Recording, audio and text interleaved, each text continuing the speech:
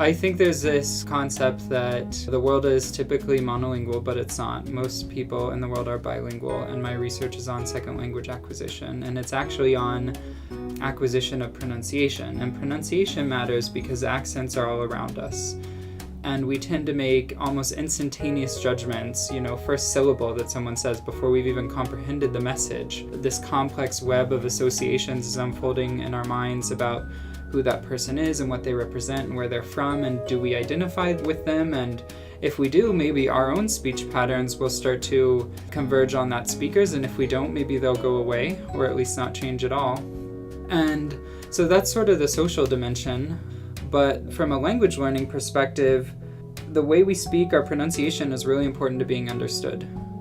So there's this debate in the field about, well, where does accent come in, and should we be striving for that or not? Is that a fair benchmark for learners?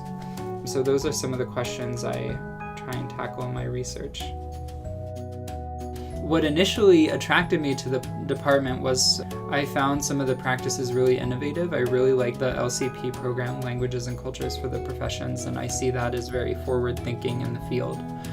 And the flexibility, sort of the collegiality. We're all trying to tackle in some ways the same questions, but we're approaching them from different angles. So they're getting literature from someone and cultural anthropology from someone else. And I'm saying, okay, let's turn the literature on its head and look at the patterns of language use. That's a really powerful thing, teaching somebody a new way to think. Not telling them what to think, but teaching them how to think about a problem in a new way. I've really gotten into pottery, like throwing pottery on the wheel, which I didn't know it was called throwing, and I remember that I went to the first class and the person sitting next to me said, "Have you thrown before?" And I had no clue what she was talking about. I'm like, thrown what? But I like it because it's very different than, anything mental, all of the data, mental data. It's all feel. And I didn't believe it at first because I was trying to approach it very logically and say, okay, I need my hands in this position.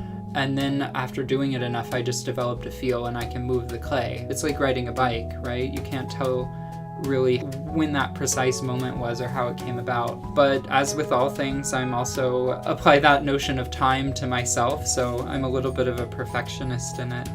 And so I'm like, oh God, this pot turned out terribly. I suck at pottery or something. So, it's a bit of an accomplishment thing.